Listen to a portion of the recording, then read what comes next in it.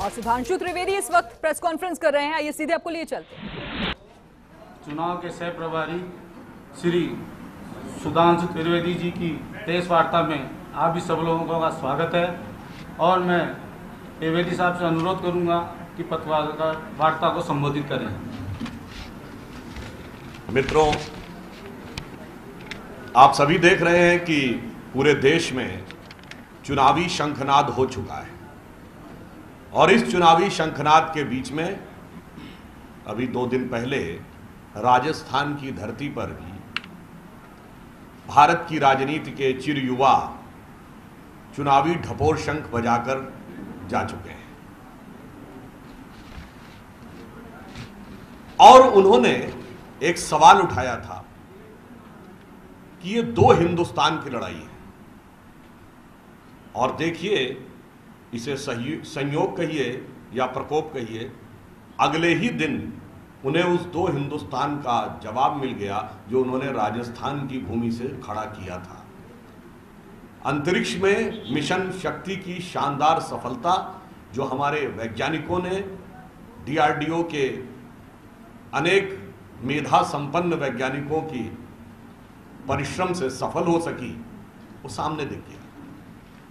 मगर इस घटनाक्रम में भी वो दूसरा हिंदुस्तान भी दिखा। ये वो हिंदुस्तान है कि दृश्य बदल जाते हैं मगर पात्र और प्रवृत्ति नहीं बदलती। यानी नज़ारे बदलते हैं पर किरदार और फितरत नहीं बदलती। अगर सर्जिकल स्ट्राइक हुई थी, डायरेक्टर जनरल मिलिट्री ऑपरेशंस ने प्रेस कॉन्फ्रेंस की, तो भी वही एतराज और वही बेकार के सवाल। जब एयर स्ट्राइक हुई, एयर चीफ मार्शल ने प्रेस कॉन्फ्रेंस की, फिर वही फितरत, उसी ढंग के वो जवाब जो हमारे दुश्मनों को ज्यादा अच्छे लगे। अब DRDO के साइंटिस्टों ने जो शानदार सफलता हासिल की, जिसे प्रधानमंत्री जी ने कल पूरे देश को सूचित किया, फिर वही फितरत, फिर वही प्रवृत्ति। इसलिए मैं कहना चाहता हूं, राहुल जी आपने बिल्कुल सही कहा था, यहां 2 हिंदुस्तान है। एक हिंदुस्तान आपका था जिसमें इतने साल के बाद 39% सैनिटेशन कवर था। एक हमारा हिंदुस्तान है जो 99% पहुंच गया है। एक वो हिंदुस्तान था जिसमें आधे लोगों के पास, आज भी आधी जनसंख्या ऐसी थी 2013-14 में जिसके पास बैंक अकाउंट नहीं था, अब वो 90% तक पहुंची। एक वो हिंदुस्तान था आपका जिसमें 2.5 करोड़ घर 2014 में ऐसे थे जिनमें बिजली नहीं पहुंची थी, आज उन तक भी बिजली पहुंच गई है।